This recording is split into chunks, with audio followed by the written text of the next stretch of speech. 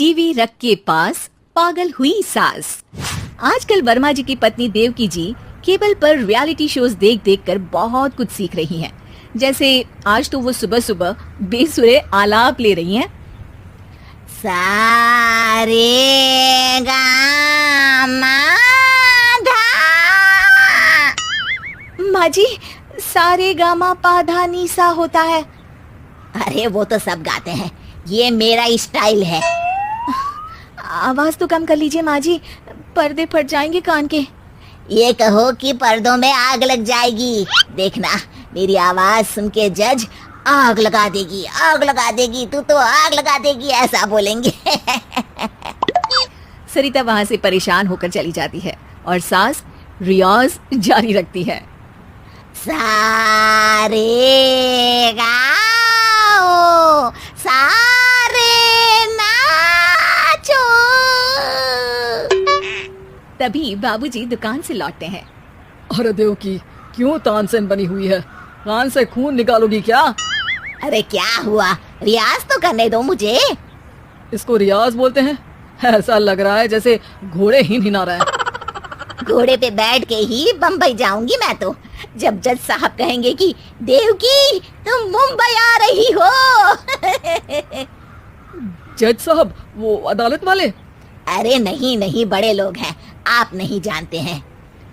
ओ मैं तो छोड़ चली अपना ये देश, बम्बई मुझे प्यारा लगे। गाना गाती हुई देवकी चली जाती है और बाबूजी अपनी सरफिरी पत्नी के इस संगीत प्रेम की चर्चा करने बहू के पास चले जाते हैं। अरे सरिता बेटा, सुनो तो, ये तेरी सास को क्या हुआ है बेटा? सुबह तो अच्छा भला छोड़कर गया था इसे। सिंगर बनेगी अब वो। सिंगिंग रियलिटी शो में जाने की सुबह से तैयारियां चल रही हैं इनकी। हाँ, अब तो कोयल के सुर मेंढक छेड़ेगा। हे भगवान, सद्बुद्धि दो इसे। इधर बाबूजी भगवान को कहते हैं और उधर राधा रानी प्रकट हो जाती है, देवकी की मोहल्ले की सबसे पक्की दोस्त। क्यों री देवकी, काहे इतना गला फाड़ रही है? कोई चीखने चिल्लाने का कंपटीशन है क्या? अरे ये देख, नया सिंगिंग शो, मैं भी गाऊंगी, हिंदुस्तान के दिलों की धड़कन बनूंगी। अरे इतना बेसुरा गा के दिलों की धड़कन नहीं, दिलों का अटैक बन जाएगी। इससे तो अच्छा है कि नाच ही ले। वैसे भी दिन भर मोहल्ले में नाचती तो रहती है तू, कभी इसके घर कभी उसके घर। देवकी को समझ में आ जाता है कि उसका गाना किसी को पसंद नहीं आ रहा। अगले दिन सरिता देखती है कि सास पैरों में घुंघरू बांध के नाच रही है। अरे माँ जी, क्या मंजुलिका बनी हुई है आज आप? अरे नाचने दे बहू, जब तक है जान जाने जहां मैं नाचूंगी।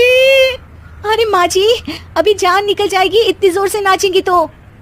अरे अरे क्या कर रही हो? अरे दिख नहीं रहा, डांस कर रही हो। अरे जैसी तुम्हारी हरकत है, तुमको तो नागिन डांस करना चाहिए। वो भी करूंगी, भांगड़ा भी करूंगी। देखना, जज मुझे देख के स्टैंडिंग ओवेशन देंगे। हाँ, स्टैंडिंग ओवेशन तो देंगे ही, ताकि खड़े होकर वहां से भाग सके तुम्हारा डांस देखकर। अरे कुछ ढंग की चीज करो, ये रोज क्या नया शुरू कर देती हो? सास को लगता है कि उसका डांस का सीन भी बिगड़ गया। अब वो टीवी देख के कोई और कलाकारी ढूंढने लगती है। तभी उसे टीवी पर खतरों के खतरनाक खिलाड़ी शो दिखता है, जिसमें लोग अलग अलग स्टंट करते हैं। बस देवकी को नया काम मिल जाता है। अगले दिन सुबह देवकी डंबल लेकर कसरत करने लगती है। माँ जी, ये क्या कर रहे हैं आप? अरे खली जैसे बनकर खलबली मचा दूंगी। कल मैंने खतरों के खतरनाक खिलाड़ी देखा और सोच लिया कि मुझे वही जाना है। हाँ बस। तभी वहाँ बाबूजी भी आ जाते हैं। अरे इतना भारी डंबल, अरे गिर मत जाना कहीं लेकर। अरे चुप करो, तुमसे कुछ नहीं होता इसका मतलब ऐसा नहीं कि मुझसे भी कुछ नहीं होगा।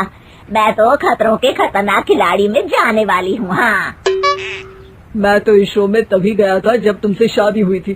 तुमसे शादी करना भी खतरों के खतरनाक खिलाड़ी में जाने से कम थोड़ी ना। अब चुप भी रहिए।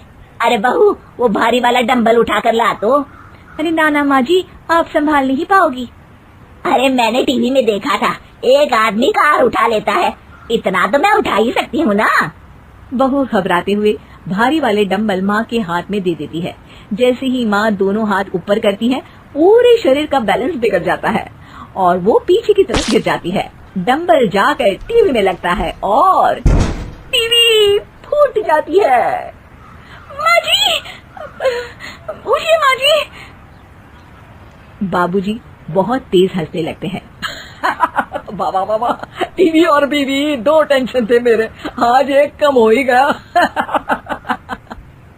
बहू भी सास को उठाते उठाते इस बात पर ताली बजाकर हंसने लगती है और देवकी फिर से गिर जाती है और इस बार देवकी भी अपनी बेवकूफी पे हंसी रोक नहीं पाती।